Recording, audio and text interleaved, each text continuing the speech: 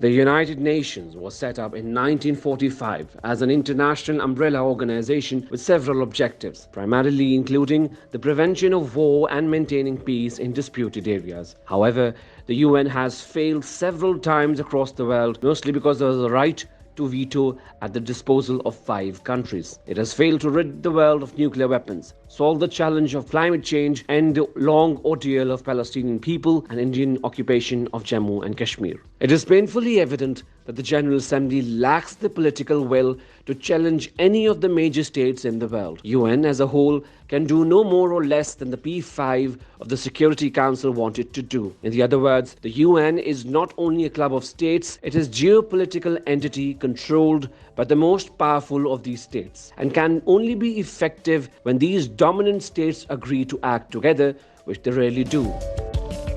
Now, as the world leaders gather at the UN headquarters in New York for the 76th session in the General Assembly with a formidable agenda of escalating crises to tackle, including COVID-19 and global warming, rising US-China tensions, Afghanistan's unsettled future, and ongoing conflicts, let's dwell on the weakness of the UN General Assembly. The United Nations has failed to prevent war and fulfill peacekeeping duties many times throughout its history. Let's contemplate on 6 failures of the United Nations. To start off, there are conflicts with no end. For instance, Palestine and Kashmir are 2 of the longest running failures of the UN to resolve disputed lands.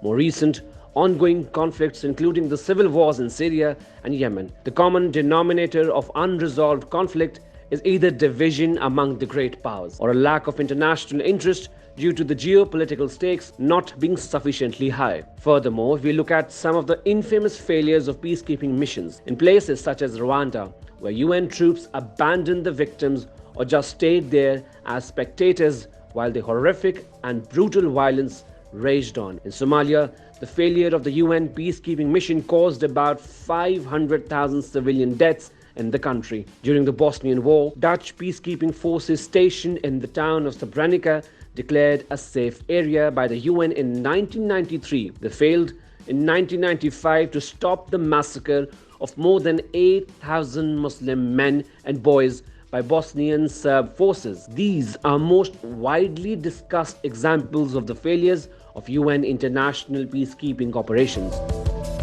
Moreover, the invasion of Iraq by the US in 2003, which was unlawful and without Security Council authorization, reflects the fact that the UN has very limited capacity to constrain the actions of great powers. The 4th and most widely criticized failure of the UN is that despite the treaties and the work of the UN High Commission for Refugees, there's somewhere between 30 and 40 million refugees. The 5th failure of the UN is that despite an international scientific body in the International Panel on Climate Change (IPCC) and the 166 signatory nations to the climate treaty, global greenhouse gas emissions have continued to increase. Lastly, bodies such as the IMF and the World Bank, which are part of the UN system, continue to be dominated by the West. In response, China has created potential rival institutions such as the Asian Infrastructure Investment Bank. Western domination of UN institutions undermines their credibility. However, a more fundamental problem is that institutions designed in 1945 are a poor fit with the systemic global challenges.